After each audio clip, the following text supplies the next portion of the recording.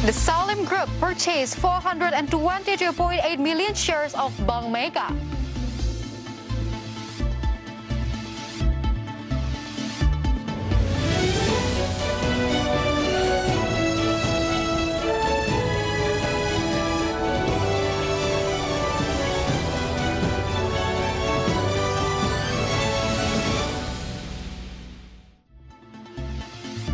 Well, good afternoon, viewers in Indonesia and Singapore. Market Headlines is ready to provide you a number of informations from business, economic, and capital market sectors. With me, Lantai Wijaya, and this is Market Headlines.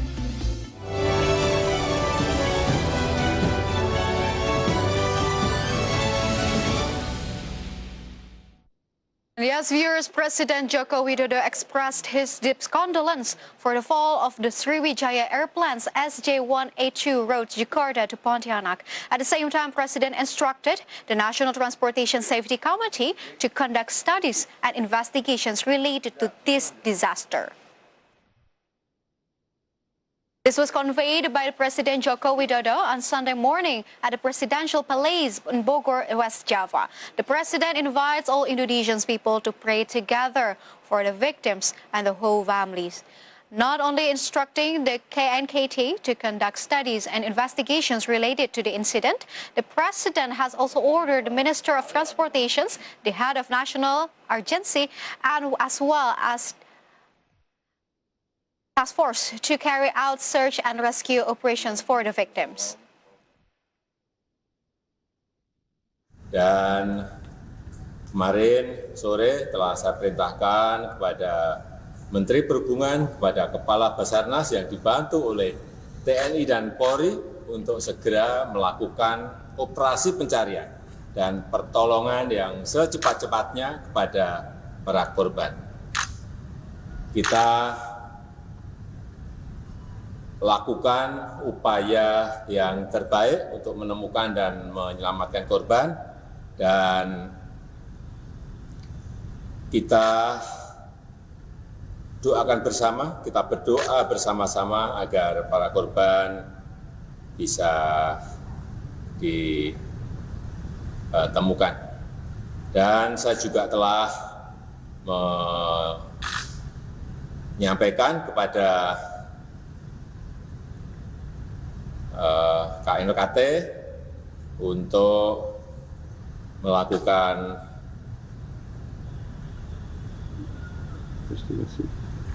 kajian. Due to the crash of Sriwijaya airplane number SJ182 on a Saturday afternoon, the National Transportation Safety Committee, or KNKT, stated that the Commission is still investigating and collecting data related to the cause of the crash.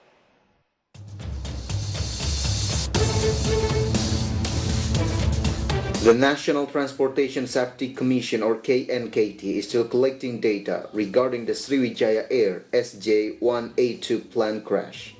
It is known that the Sriwijaya Air SJ182 aircraft carrying 62 passengers had delayed the flight for 30 minutes due to bad weather.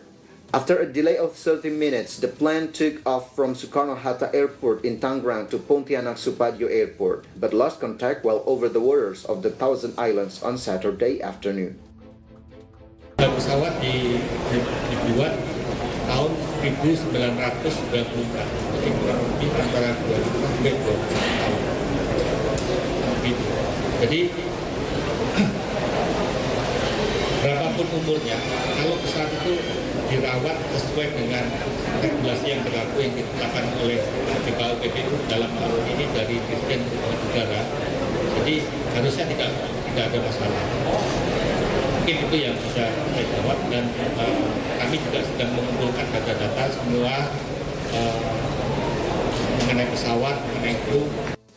KNKT stated that even though the aircraft is 26 years old, it is not a problem as long as maintenance is carried out according to the provisions that have been regulated by the government.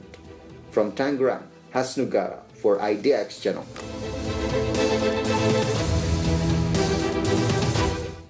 Moving on to the energy sector, currently electricity supply is higher than the demand itself. And to cope with that, the Ministry of Energy and Mineral Resources is mapping plan to boost electricity demand in the midst of pandemic. and demand for electricity during COVID-19 pandemic went down significantly. As a result, there was an electricity surplus last year. As a matter of fact, electricity surplus was recorded as 16,000 megawatt.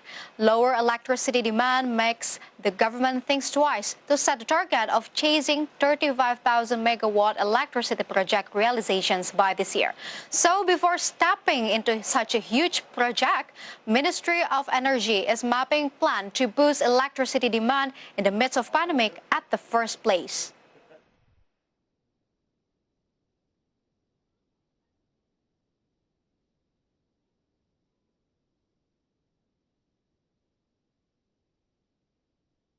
And yes, back again to tighter large-scale social restrictions. Starting today up to January 25th, 2020, the Indonesian government is limiting community activities to suppress the transmissions of COVID-19 in all provinces in Java and Bali.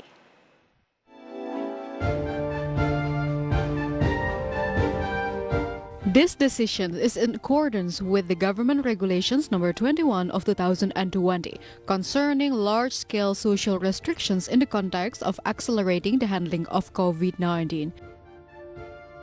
The implementations of limited restrictions is to be carried out by provinces in Java and Bali because all of these provinces meet one of the 4 established parameters, say the chairman of the Committee of Handling COVID-19 and National Economic Recovery, Erlangga Hartarto.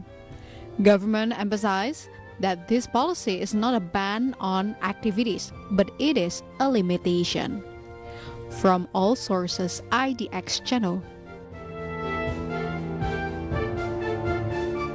Market headlines will be right back after this quick break. Stay tuned.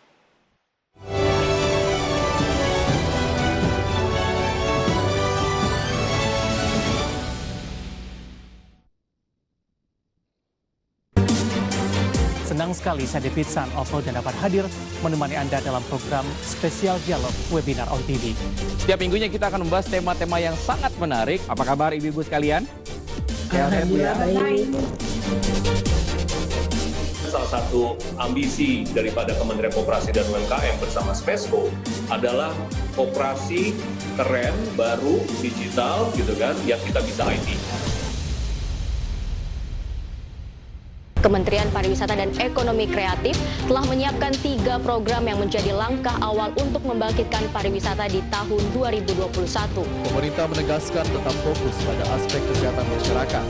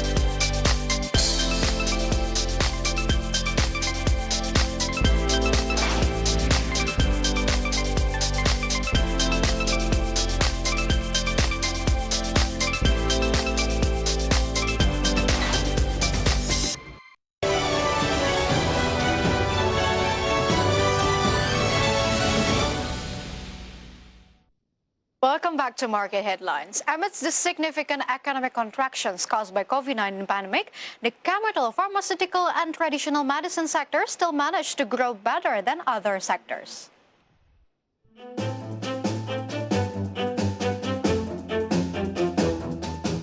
Head of Statistics Indonesia, Suharyanto, revealed that in the midst of the national economy that had not moved yet from the negative territory, there were 7 sectors that had a positive growth out of 17 industries that contributed greatly to Indonesia's economy. One of them is healthcare sector. By the third quarter of 2020, the industry that grew significantly was health services, reaching 15.33%. This sector grew rapidly, recorded in the second quarter, where growth only 3.71% on the annual basis. The projections of 2020 is even better. Head of Investment Coordinating Board, Bali Lahadalia, admitted that he would provide incentives for investors who want to produce equipment or the needs on the health sector. This is a commitment to encourage investment in the health sector during COVID-19 pandemic. From all sources, IDX Channel.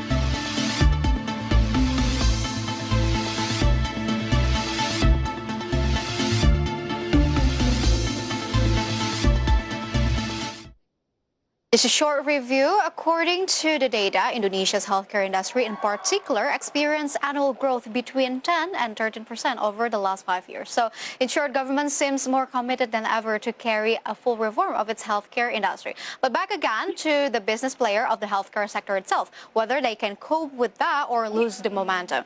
And now, live by Zoom, we are going to have further discussions directly with the business player itself. Now, connected with us, CEO of Bamet Healthcare, Yasin Yanuar. Hello, Yasin. Hello, Sarah. How are you? I'm good, thank you. How are you, Yasin? Fine. Thank you for having me virtually. Oh, thank you, sir. It's my pleasure. So, sir, things got so interesting in here. Amidst the significant economic contractions in 2020 due to the COVID-19 pandemic, we know that health sector is a really brilliant in here. So, what is actually the current emerging trend on the health sector? Yeah. If we see globally, actually the need of quality healthcare in every sector is still high in Indonesia. You can mention it, what kind of services, women and children health, fertility, dermatology, cardiovascular, surgery, especially in minimal invasive surgery, aging and wellness, oncology and endocrinology, degenerative medicine, sport medicine, all field is very potential to be growing further. But the challenge now is how to deliver the service in the current emergency pandemic situation. We know that we have to educate people to stay at home as possible as they can. And they only go to the medical center if they have urgent or emergency or essential situations to reduce risk of virus exposure. But also we have to realize that so many other health issues which are also important to be addressed. And they need quality service for any other major health issues than COVID-19. So, essential medical service is still on the high need in our country, I think. Right, sir. Between the high needs of the medical services, we know that the long-term ramifications of COVID-19 is still unfolding. Do you have any business innovations to survive the pandemic itself? Yeah, of course, this is a difficult and most challenging situation for every one of us. But we try to adapt. We reset and readjust our protocol to ensure the safety of the patients regarding COVID-19 spreading. And these health protocols are applied to protect patients, doctors, and staff also. So this is a must. We won't compromise on this. And we should support government and society to get ourselves out from this pandemic as soon as possible, especially contributing in 3T, testing, tracing, and treatment. In the context of Bamet, we have launched our home office service and walk-through service for COVID diagnostic, and of course with paperless service, so it will contribute the rate of testing in our country. And also we should provide our new clinic setting, and we provide essential kits for every patient to support the new normal protocol for patients, like social distancing, hand sanitizers are easy to be reached around the clinic. And we also perform the routine daily disinfection for all area, routine check for every personnel. And also we develop our telemedicine service that will help people to get the service without to get out from their home.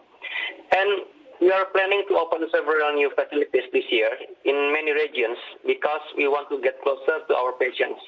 That now they won't go far from their home. and spend too much time on their way to the clinic. So that's the adaptation or business innovations that we are taking in these years. All right, sir. It is good to know that Bummed Healthcare is doing expansions in the midst of pandemic in here. And as we know that you mentioned before that Bummed Healthcare is currently working on the home services. Did you have home services and before the pandemic itself begin? Yeah.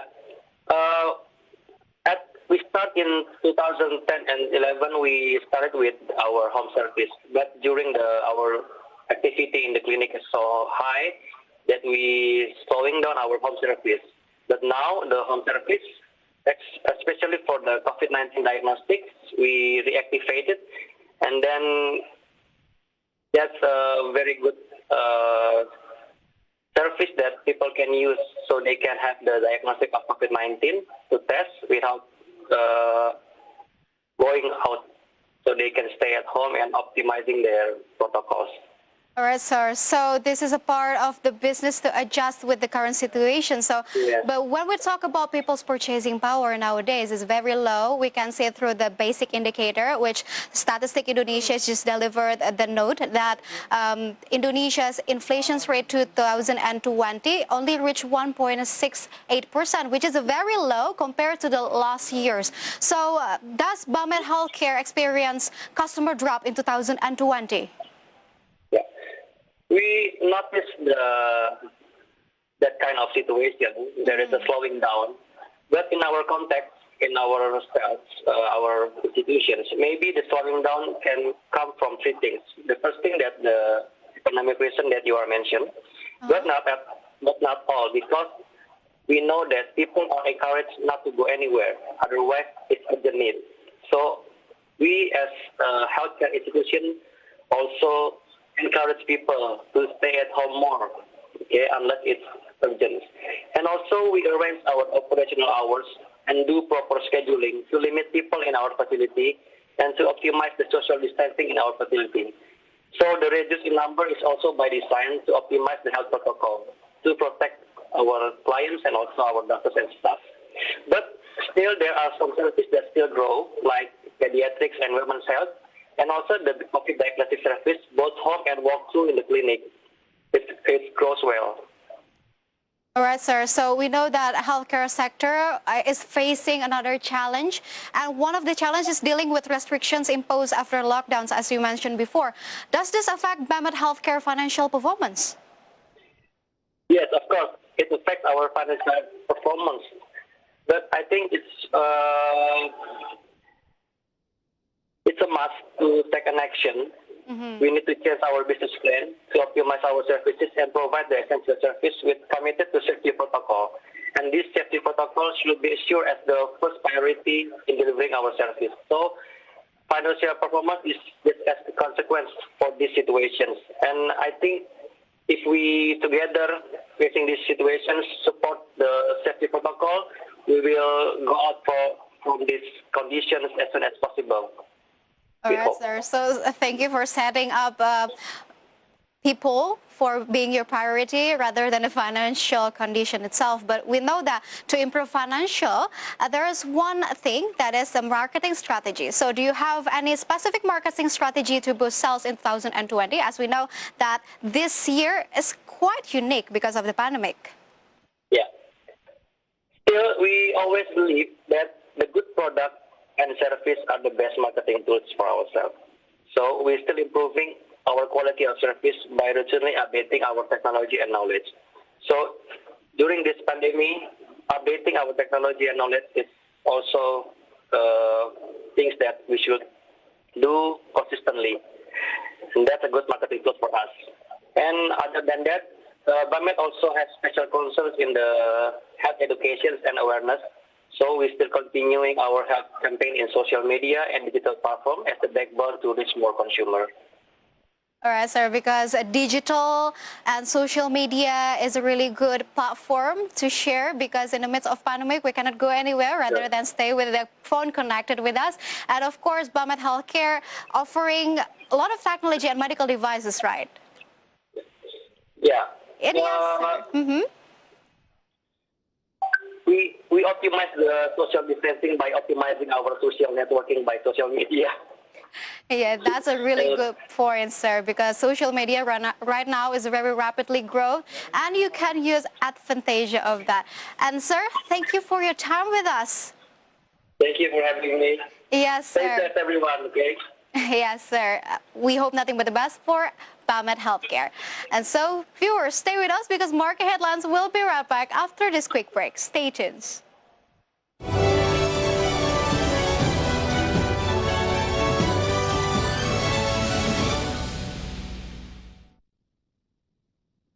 Kepala BKPM Bahlil Hadalia bahkan mendorong investor untuk segera masuk ke kawasan industri yang disiapkan pemerintah. Silakan para investor datang yang bawa modal, datang membawa teknologi, biarlah pemerintah yang mengurus izinnya.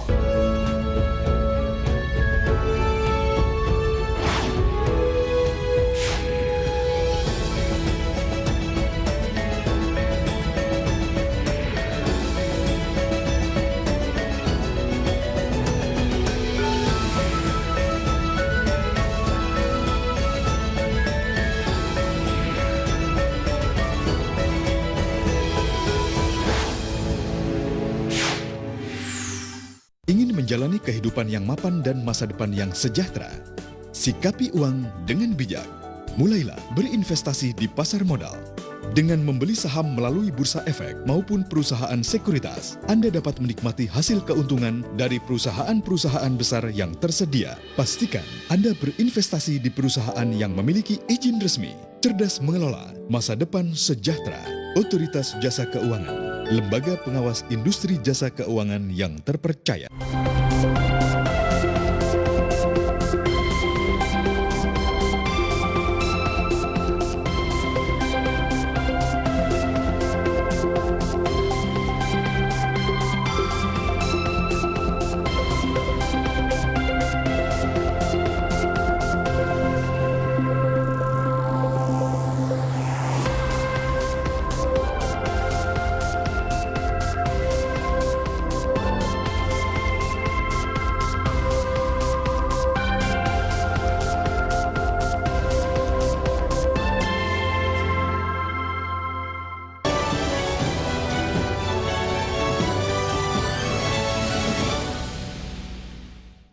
Welcome back to Market Headlines. So viewers, let's take a look at Jakarta Composite Index intraday movement. So earlier today, JCI was open at a level of 6,342.5.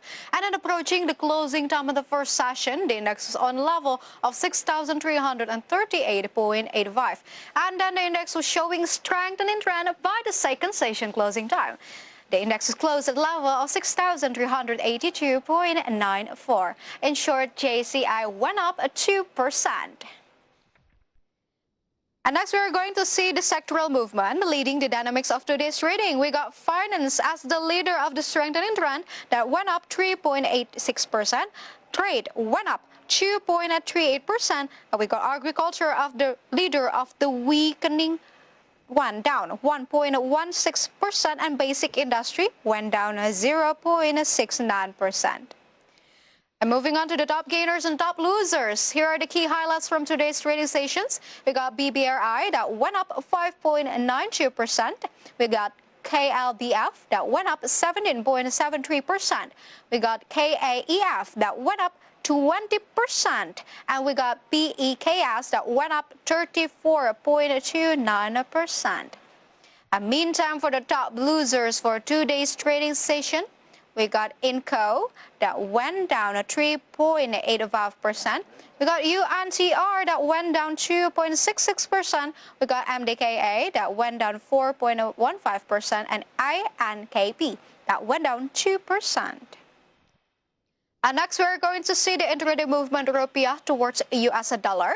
So viewers, rupiah opened at a level of 13,858, and rupiah was also showing weakening trend towards US dollar and was closed at a level of 14,187. In summary, rupiah went down 2.38%. Indolife Pension Tama, as a part of Salim Group, purchased 422.8 million shares of Bank Mega, and the transactions for the transfer of 6.07% shares has been carried out 3 times, with a potential value of 2.9 trillion rupiah. Indolife Pension Tama, part of the Salim Group, purchased 422.8 million shares of Bank Mega. The transaction for the transfer of 6.07% shares has been carried out 3 times, with a potential value of 2.9 trillion rupiah. This was revealed in the report of Custodian Central Efek Indonesia regarding the issuer shareholders above 5%, which was published on January 4, 2021. The report revealed that Indolife Pension Tama completed the purchase transaction on December 30, 2020. The purchase was made in 3 stages: 304.61 million shares, 22.62 million shares, and 95.57 million shares. As known as a life insurance and pension fund company, Indolife Pension Tama often invests in shares of a number of issuers. For example, the shares of Bank Ina Perdana, Bali Bintang Sejahtera, and Perdana Bangun Pusaka. From all sources for IDX Channel. Bank Rakyat Indonesia has denied any public rumors that they will raise funds through a new share issuance scheme or right issue worth $1 billion or equivalent of 13.9 trillion rupiah. Bank Rakyat Indonesia has denied any public rumors that they will raise funds through a new share issuance scheme or right issue worth $1 billion or equivalent of 13.9 trillion rupiah. According to the rumors circulating in public, the state-owned company will conduct a right issue in the first half of 2021. However, this rumor was immediately denied by the management. BRI Corporate Secretary Aistika Oriza Gunarto stated that the news related to the right issue was not true. Aistika said the state-owned bank was still focused on spurring the company's internal performance. In addition, it is also focused on helping the government realize national economic recovery in the midst of the COVID-19 pandemic. Previously, SOE Minister Erick Thohir had revealed to the public that the ministry wanted a platform synergy between BRI, Pegadaian, and Permodalan Nasional Madani. The goal was to make PNM funding access cheaper. Even so, it has not been explained in detail what kind of synergy this will take. But news in the market had mentioned that BRI's right issue was intended to carry out the synergy target. From all sources for IDX Channel.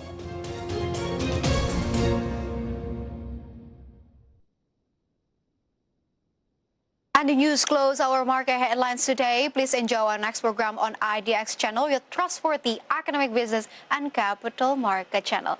And once again, on behalf of IDX Channel team, we extend sincere condolence to the families of the victims of Sriwijaya airplane crash. I'm Claranta Wijaya. Have a nice evening and stay safe.